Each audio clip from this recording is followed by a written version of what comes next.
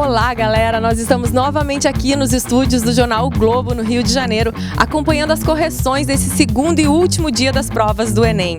Os professores estão lá dentro fazendo as correções das provas de linguagens e códigos, matemática e da redação. Daqui a pouquinho nós vamos lá conversar com eles para saber como foi esse segundo dia. Vem com a gente!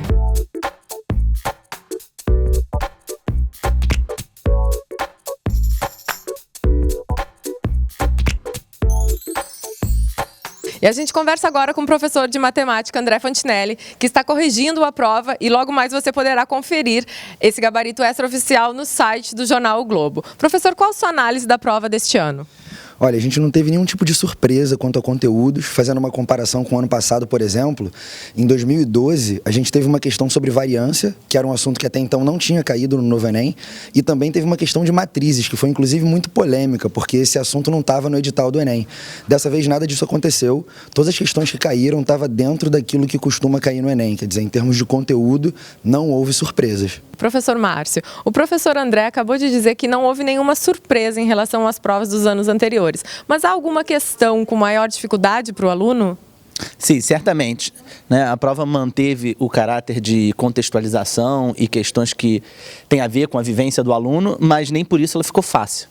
Então, teve uma questão, por exemplo, que fala sobre garçons colocando tulipas de chope numa bandeja e acho que a esmagadora maioria dos alunos vai se equivocar, vai esquecer de considerar que a tulipa ela se abre, ela fica maior em cima do que embaixo e vai acabar errando a questão.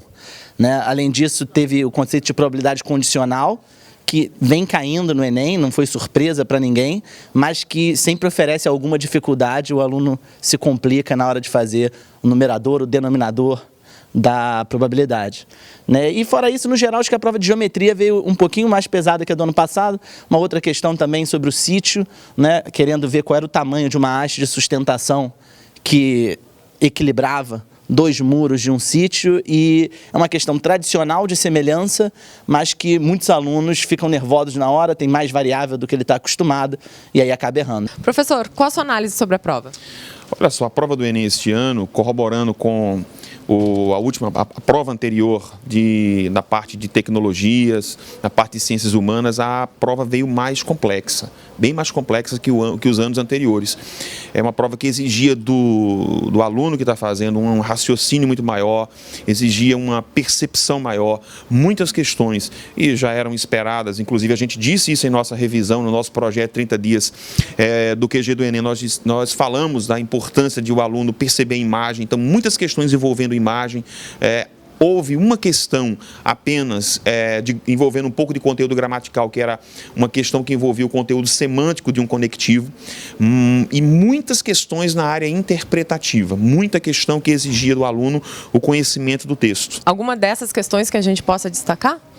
Olha, eu destacaria uma questão aqui, pelo menos na prova azul, a questão 122, uma questão que exigia muito raciocínio, uma questão que exigia que o aluno ele montasse as diversas partes do texto para poder perceber uma visão, na verdade é um texto do Brás Cubas, do Machado de Assis, aliás, do Memórias Póstumas de Brás Cubas, e ele precisava montar muito a questão para poder perceber a metáfora do relógio, que é solicitada aqui na questão. E a gente conversa agora com o professor de português Rafael Torres, que vai analisar para a gente o tema da redação deste ano. Professor, qual a sua análise da prova?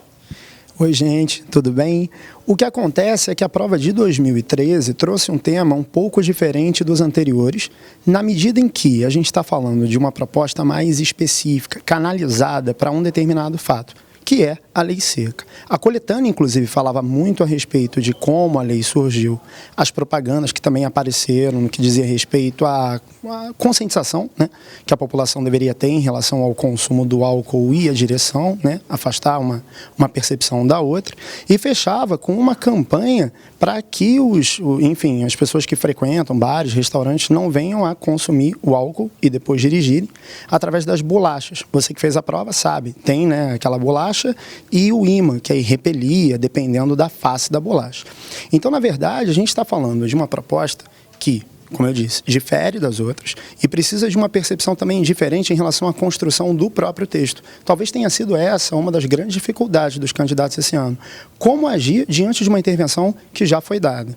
E o que fazer, já que a banca já teve essa proposta de intervenção? Qual era a saída que o aluno tinha? Os alunos poderiam aperfeiçoar todos os benefícios que já foram obtidos com essa lei seca. A gente pode falar de blitzes mais frequentes, a gente pode falar de um aparato fiscalizador mais forte, a gente pode falar de uma série de fatores que colaborariam para que esses benefícios já obtidos com a lei seca só fossem aumentados. É isso aí, galera. As provas do Enem 2013 acabaram, mas o QG vai continuar acompanhando tudo sobre o exame. Fique com a gente, fique de olho nas nossas redes sociais e no nosso site www.enem.com.br.